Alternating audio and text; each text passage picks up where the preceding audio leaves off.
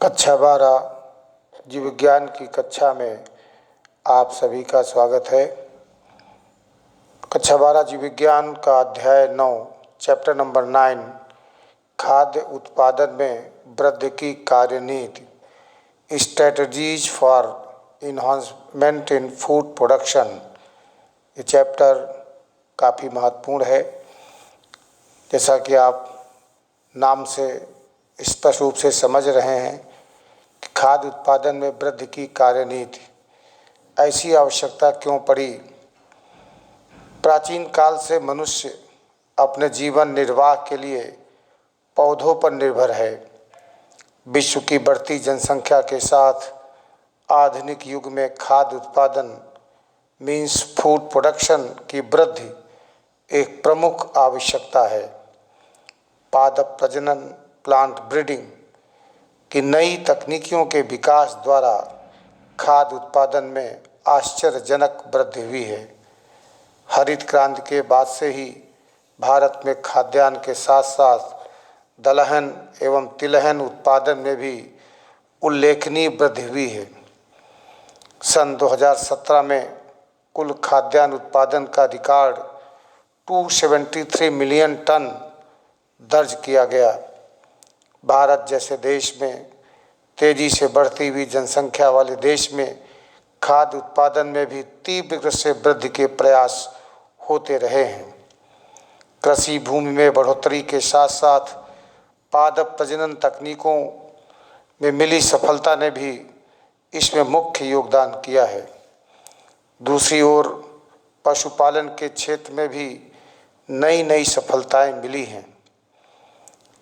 एकल कोशिका प्रोटीन के साथ साथ कुछ अन्य तकनीकों जैसे ऊतक संवर्धन, भ्रूण स्थानांतरण आदि के खाद्य उत्पादन के नए रिकॉर्डों को प्राप्त करने में अपना योगदान दिया है। खाद्य उत्पादन में वृद्धि आज एक प्रमुख वैश्विक जरूरत है। इस अध्याय में खाद्य उत्पादन में हुई वृद्धि से जुड़े विभिन्न पहलुओं एवं कार्यनीतियों के बारे में जानेंगे।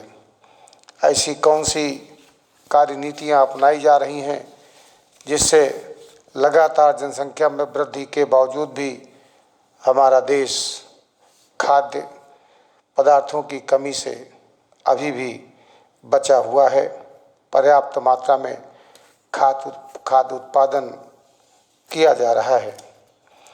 इस अध्याय का यही महत्व है कि बढ़ती हुई जनसंख्या को देखते हुए किस प्रकार से हम सभी खाद्य उत्पादन में वृद्धि की कार्यनीति को अपना रहे हैं और नित नए प्रयोग खाद्य उत्पादन की वृद्धि के लिए कर रहे हैं। आइए सबसे पहले जानते हैं पादप प्रजनन या प्लांट ब्रीडिंग के बारे में। क्योंकि पादप प्रजनन या प्लांट ब्रीडिंग को अपना करके ही हम सब ने उत्पादकता बढ़ाई है, जिसके कारण बढ़ती हुई जनसंख्या के बावजूद भी हमारे देश में खाद्य पदार्थों की कमी नहीं है। यहीं से इस अध्याय की शुरुआत करते हैं। सबसे पहले जानते हैं कि प्लांट ब्रीडिंग है क्या, पादप प्रजनन है क्या। पादप प्रजनन वह कला एवं विज्ञान है जिसके अंतर्गत आनुवांशिक सिद्धांतों का प्रयोग करके फसलों की वंशागत प्रणाली में स्वेच्छा से परिवर्तन कर सकते हैं। या हम ये कह सकते हैं कि पादप प्रजनन कृषि विज्ञान की वह शाखा है जिसके द्वारा पादपों के आनुवांशिक लक्षणों में सुधार कर इनका प्रयोग मानव जाति के आर्थिक लाभ हेतु किया जाता है। ऐसे वैज्ञानिक जो पादप प्रजनन की क्रिया को करते हैं उन्हें पादप प्रजनक या प्लांट ब्रीडर कहा जाता है। पादप प्रजनन के अंतर्गत खेती के लिए अधिक उपयुक्त अच्छा उत्पादन देने वाले वांछित किस्मों का उत्पादन किया जाता है। कई वैज्ञानिकों ने इस क्षेत्र में महत्वपूर्ण योगदान किया है। इस प्रकार से हम कह सकते हैं कि पादप प्रजनन वनस्पति विज्ञान की एक अप्लाइड शाखा है जो आर्थिक रूप से महत्वपूर्ण पौधों की उन्नति से संबंधित है। पादप प्रजनन ऐच्छिक रूप से पादप जातियों में किए गए परिवर्तनों से संबंधित होती है। इन परिवर्तनों के द्वारा ऐसे वांछित पौधे उत्पन्न किए जाते हैं जो कृषि हेतु उपयुक्त, अधिक पैदावार वाले, रोग प्रतिरोधी तथा प्रतिकूल वातावरण को सहन करने की क्षमता रखते हैं। पादप प्रजनन के प्रमुख उद्देश्य क्या हैं? Objectives of plant breeding. सबसे पहला उद्देश्य है कि उच्च पैदावार प्राप्त करना, हाई यील्ड। पादप प्रजनन का सबसे महत्वपूर्ण उद्देश्य पौधों की उत्पादन क्षमता को बढ़ाना है। विभिन्न फसल जातियों के आधार पर अनाज की उत्पादकता, तेल की उत्पादकता, शर्करा की उत्पादकता, रेशों की उत्पादकता आदि को बढ़ाना, ये बहुत महत्वपूर्ण उद्देश्य होता है। दूसरा है बेहतर गुण वाली पादप प्रजातियों को विकसित करना। पादप प्रजनन का दूसरा उद्देश्य फसल उत्पादन की गुणवत्ता में सुधार लाना है, जैसे कि गेहूं में दाने का आकार, रंग, मोटाई आदि, तथा दालों में प्रोटीन की मात्रा, फलों का रंग एवं आकार, सब्जियों का पोषण गुण तथा कपास में रेशों की लंबाई, मजबूती आदि। बेहतर गुण वाली पादप प्रजातियों को विकसित करना, ये पादप प्रजनन का दूसरा उद्देश्य है। तीसरा महत्वपूर्ण उद्देश्य है रोग पीड़क और कीट प्रतिरोधी। हमारी फसलों में विभिन्न प्रकार के कीड़े लग जाते हैं जिससे उत्पादकता में कमी आती है। पादप प्रजनन का एक महत्वपूर्ण उद्देश्य जैविक कारकों के प्रति प्रतिरोधी फसलों को विकसित करना भी है।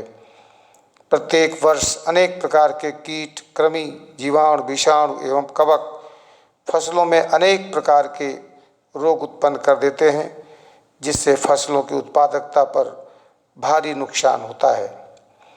इस प्रकार के नुकसान को कम करने का एकमात्र साधन फसलों को आनुवांशिक रूप से प्रतिरोधी बनाना है।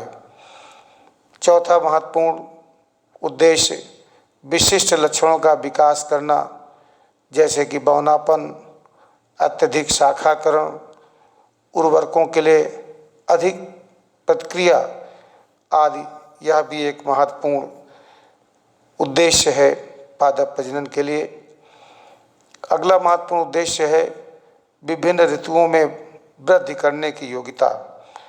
जो भी फसलें वैज्ञानिक पादप प्रजनन के द्वारा तैयार करते हैं, नए मौसम की प्रजातियों को उत्पन्न करने में सफलता प्राप्त करते हैं।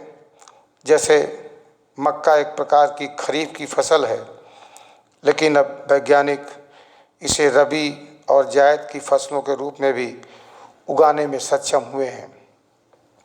अगला उद्देश्य है विशिष्ट वातावरण के लिए नई प्रजातियां उत्पन्न करना। यह भी पादप प्रजनन का एक महत्वपूर्ण उद्देश्य है। इस प्रकार से पादप प्रजनन की अब प्रमुख विधियां कौन सी हैं जिनके द्वारा पादप प्रजनन किया जा सकता है? तो पादप प्रजनन और फसल को सुधारने के लिए प्रमुख रूप से 5 विधियां प्रयोग में लाई जाती हैं।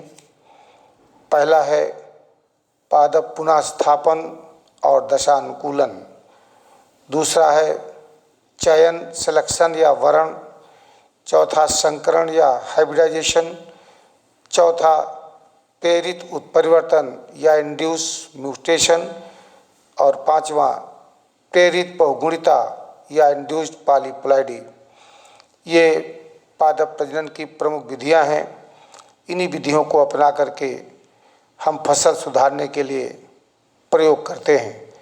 सबसे पहले जानते हैं पादप पुनः स्थापन और दशानुकूलन। ये क्या होता है?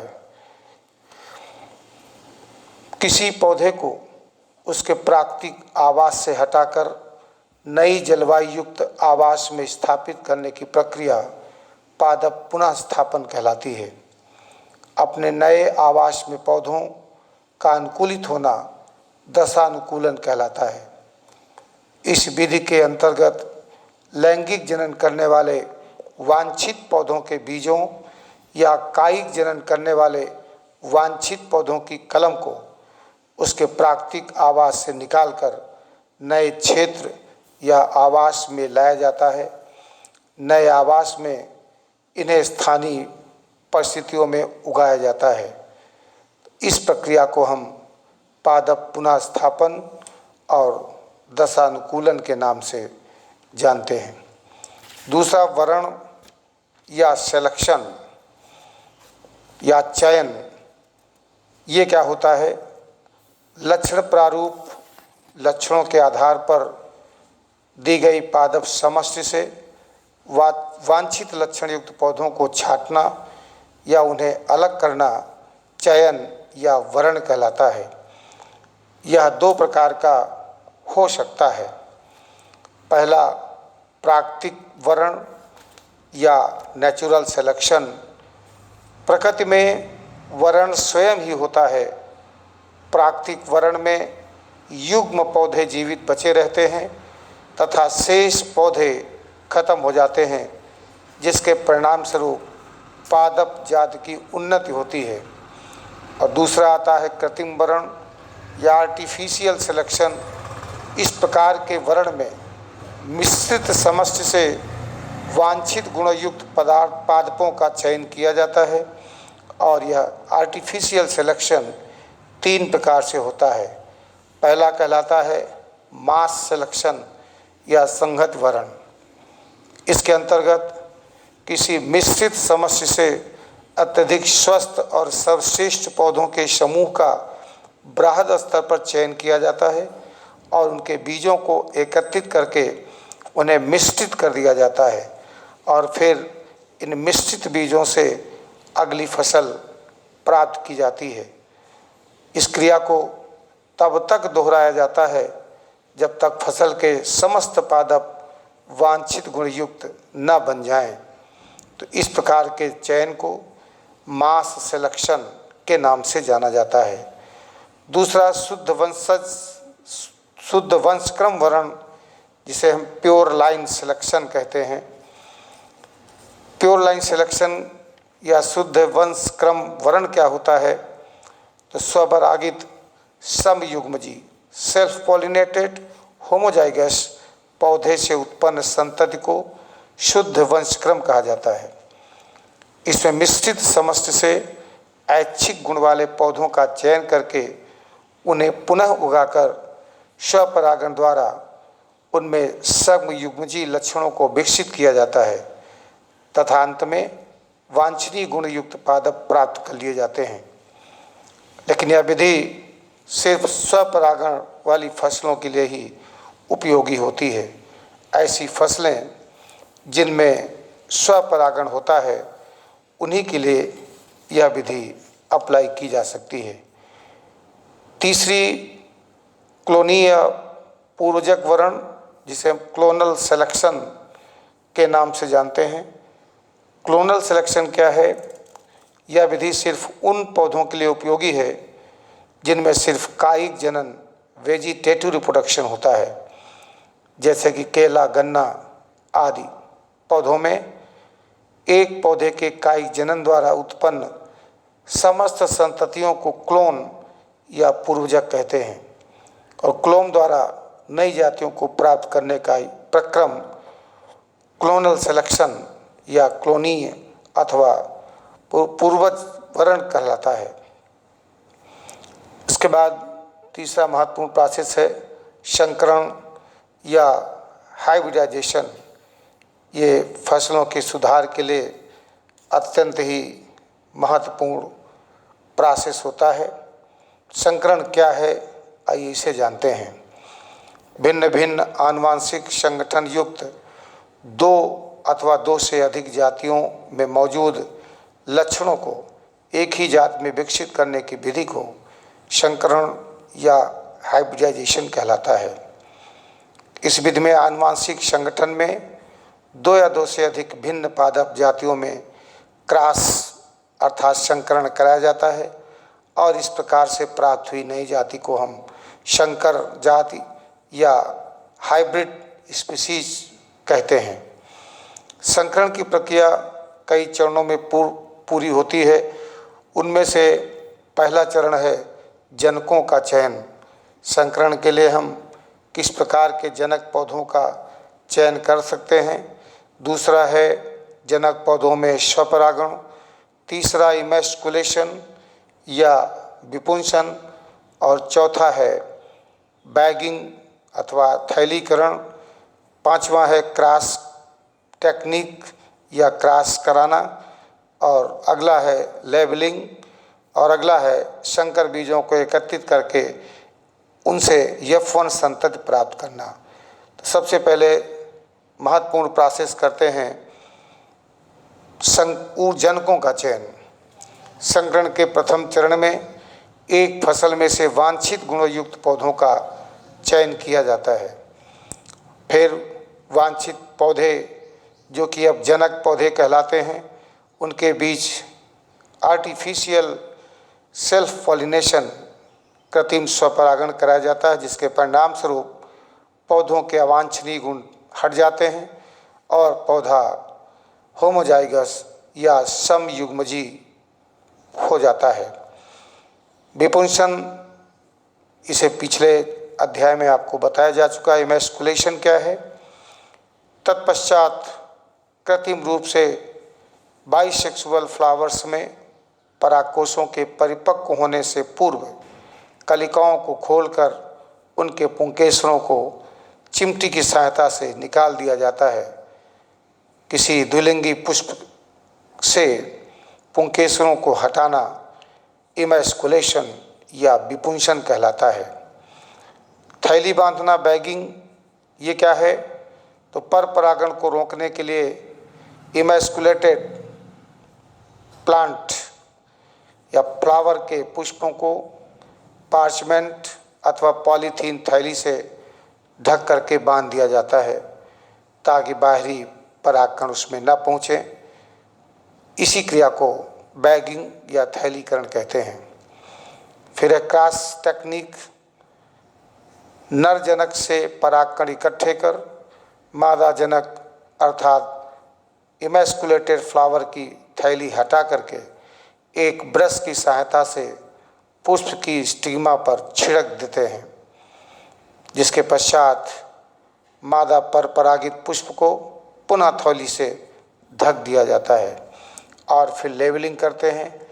लेबलिंग विपुंसित तथा परागित पुष्पों पर लेबल लगा दिया जाता है तथा लेबल पर कई सूचनाएं लिख देते हैं, जैसे कि विपुंसन का दिनांक क्या था, किस दिनांक को संकरण कराया गया तथा नर जनक और मादा जनक का विवरण यह भी अंकित कर दिया जाता है। और फिर संकर बीजों को एकत्रित करके उनसे प्राप्त F1 जनरेशन प्राप्त कर लेते हैं। बीजों के परिपक्व होने के पश्चात बीजों को अलग अलग लिफाफों में लेकर लेबल समेत एकत्र कर लेते हैं। अब इन बीजों को अगले वर्ष अलग अलग पंक्तियों में बो दिया जाता है और F1 संततियाँ प्राप्त की जाती हैं।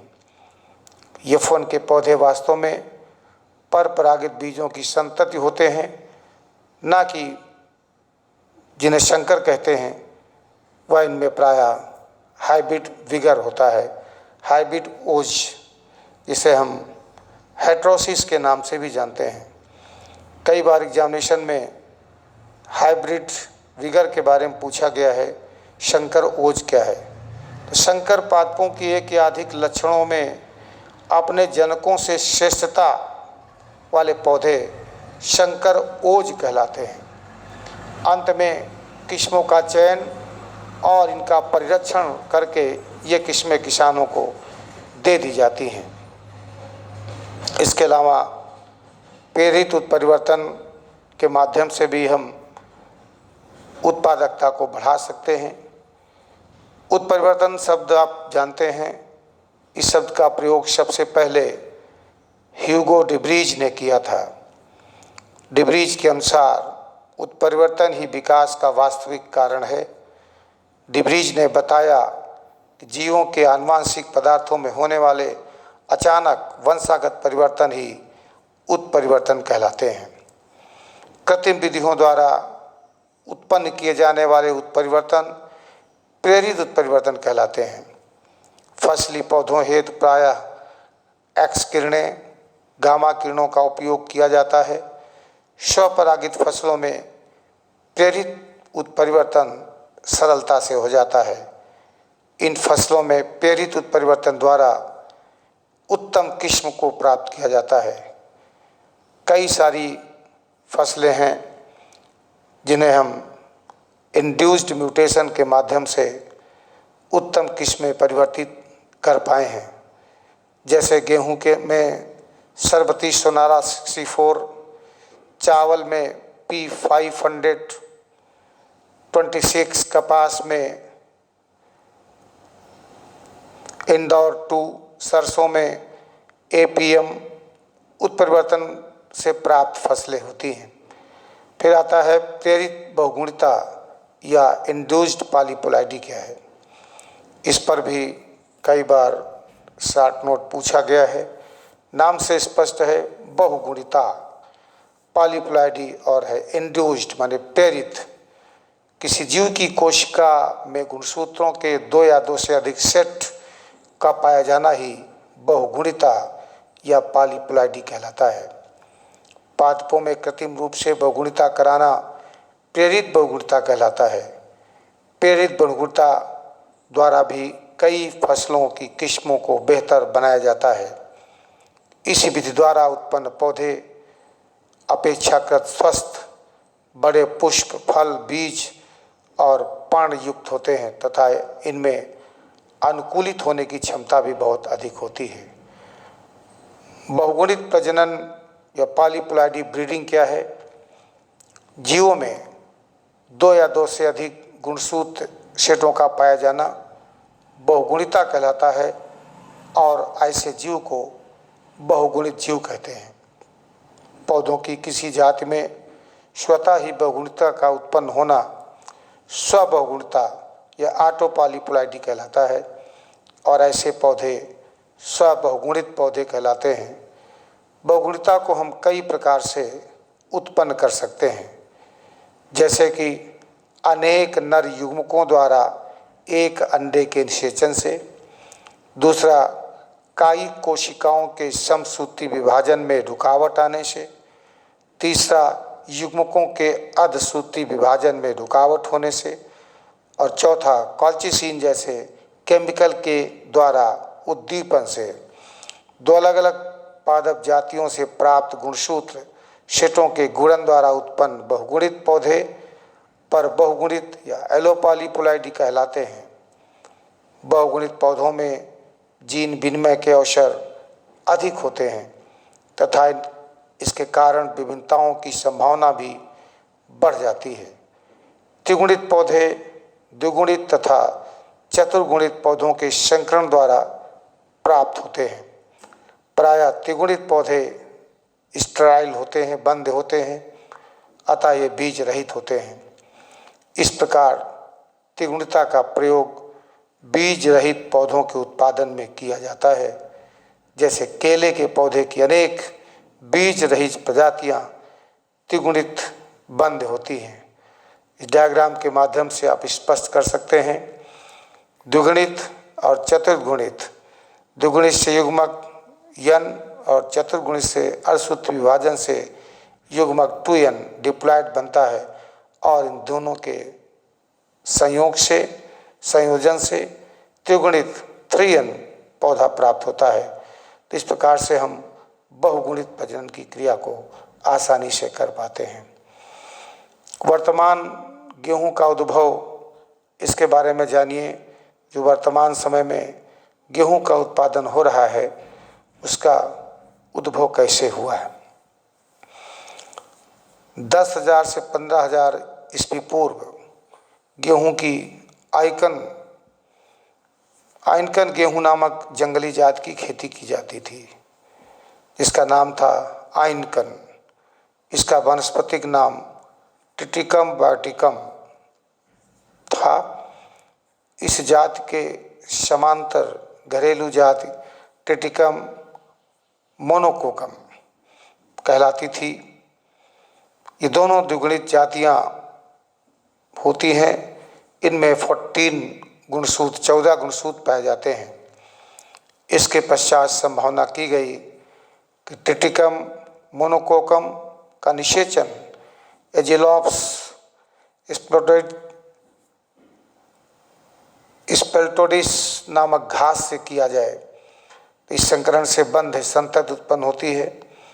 इस जाति के कालांतर में बहुगुणन द्वारा चतुर्गुणित या टेट्राप्लॉइड गेहूं बनाया गया, जिसमें कि 28 गुणसूत्र थे।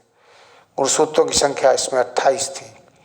इस जाति का नाम टिटिकम टर्जिडम कहा गया और इसकी समानांतर जाति टिटिकम ड्यूरम कहलाती है। इसका संकरण एजिलोप्स स्क्वायरोसा नामक जंगली घास से होता है, जिसमें 14 द्विगुणित गुणसूत्र होते हैं। इस संकरण में त्रिगुणित बंध संततियां उत्पन्न होती हैं, जिनमें विकास के दौरान बहुगुणिता उत्पन्न हो गई। अतः यह पुनः द्विगुणित गुणसूत्र यानी 42 गुणसूत्रों वाली हो गई।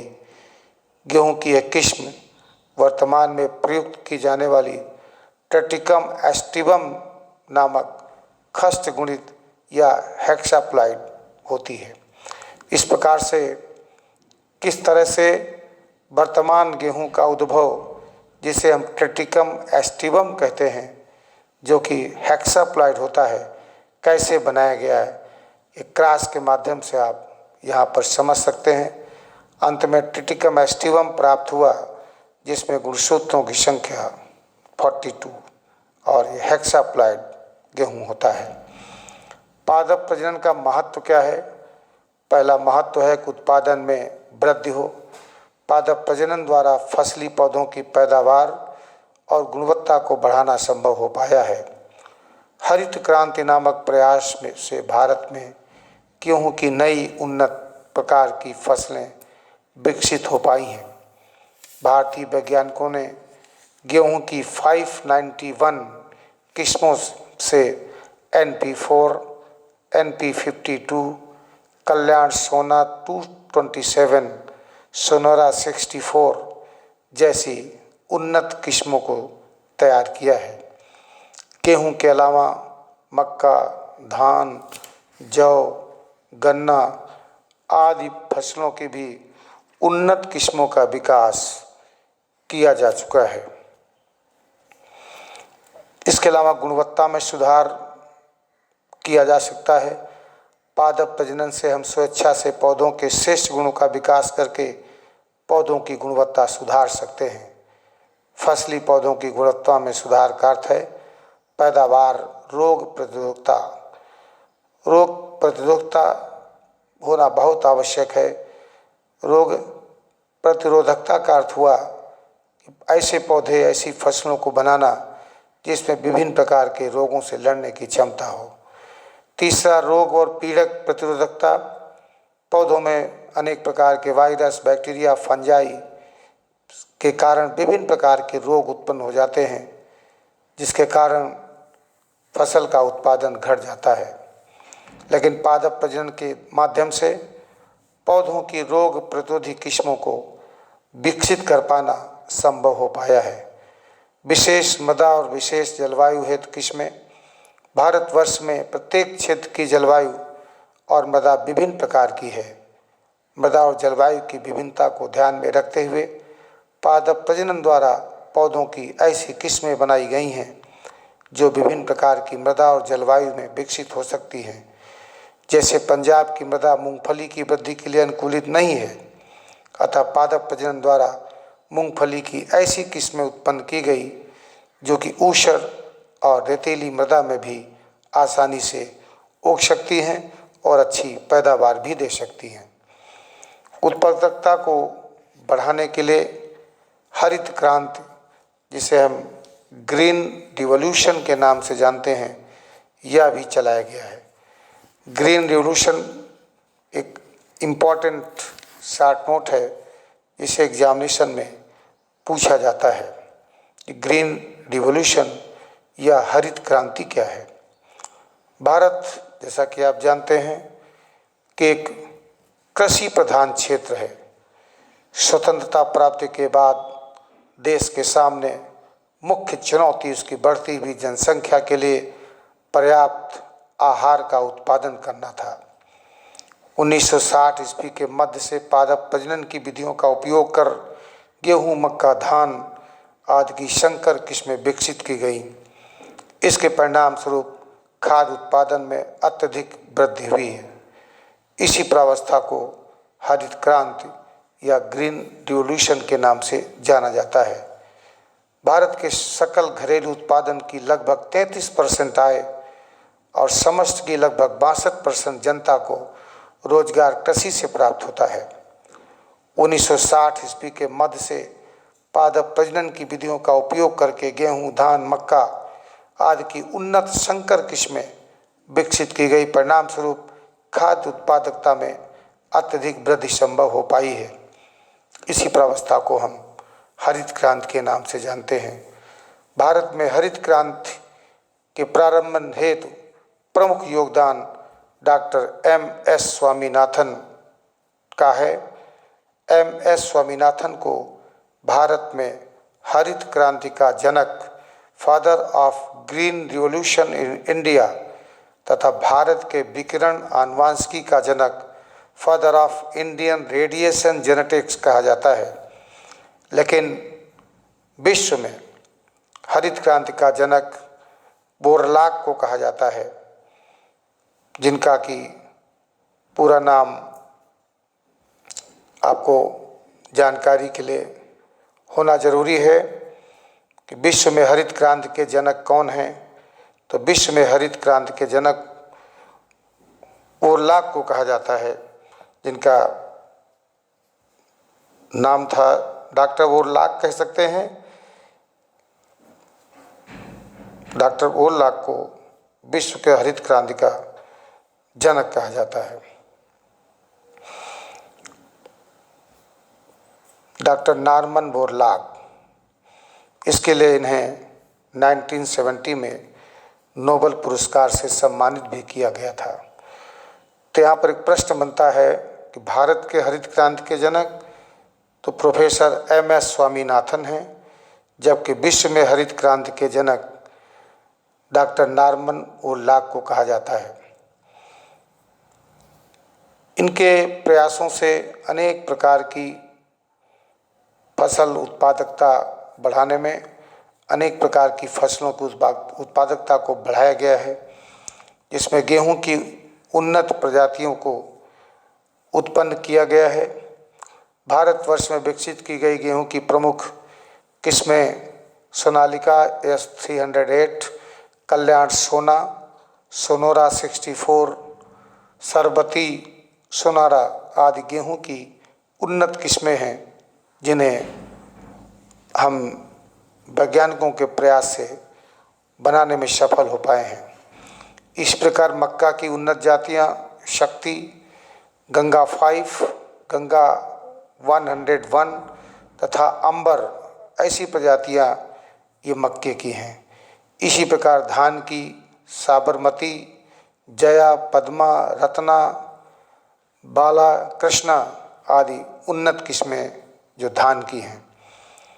अर्धबावन धान की किस्मों को हम IR8 और थाईचुंग नेटिव 1 से व्युत्पन्न किया गया है।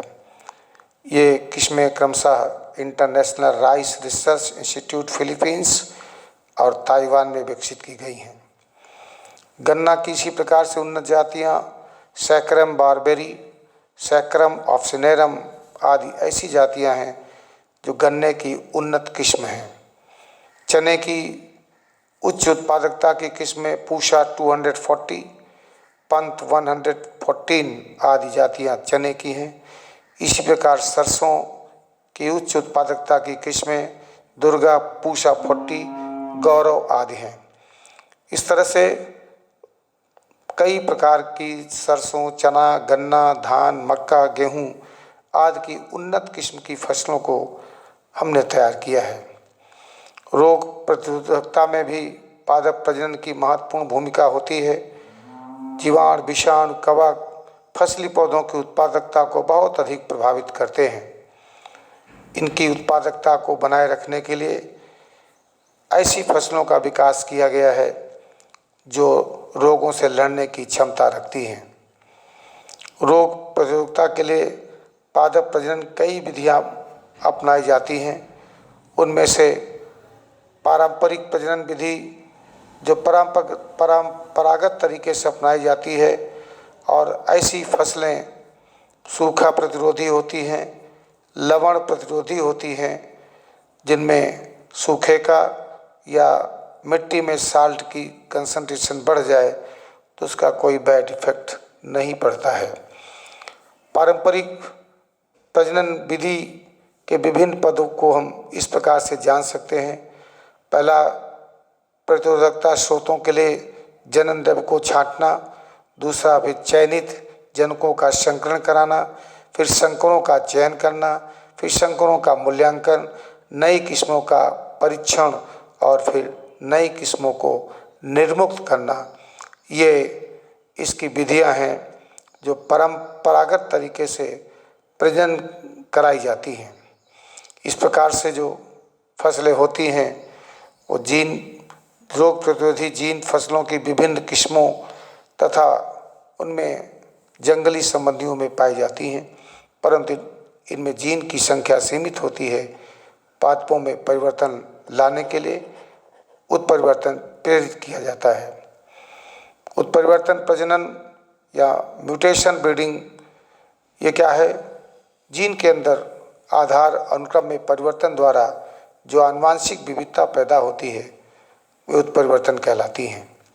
फसली पौधों में उत्परिवर्तन कृत्रिम रूप से उत्पन्न किया जा सकता है। इसके लिए विभिन्न प्रकार के म्यूटाजेंस का उपयोग किया जाता है। ये म्यूटाजेंस केमिकल म्यूटाजेंस हो सकते हैं और फिजिकल म्यूटाजेंस भी हो सकते हैं। केमिकल म्यूटाजेंस में इथाइल मीथेन सल्फोनेट, सोडियम एजोआइड आदि होते हैं, जबकि फिजिकल म्यूटाजेंस में एक्स-रेज और गामा रेज होती हैं। इस तरह से हम इन विधियों को अपना करके उन्नत किस्म की फसलें जिनमें उत्पादकता अधिक होती है, उनकी प्रोडक्टिविटी बहुत अधिक होती है और ऐसी फसलें विभिन्न प्रकार के रोगों से लड़ने की क्षमता वाली होती हैं। उन्नत खाद्य गुणवत्ता के लिए पादप प्रजनन अनाजों में लाइसिन और ट्रिप्टोफैन नामक अमीनो एसिड्स की कमी होती है। बहुत कम मात्रा में पाया जाता है लाइसिन और ट्रिप्टोफैन, जो कि बहुत महत्वपूर्ण अमीनो एसिड होता है। सन 2000 में मक्के की संकर प्रजाति विकसित की गई। इससे पहले की प्रजातियों की तुलना में लाइसिन और ट्रिप्टोफैन की मात्रा दुगनी थी। चावल की ऐसी प्रजाति का विकास किया गया जिसमें इसकी सामान्य प्रजाति की अपेक्षा 5 गुना ज़्यादा आयरन होता है।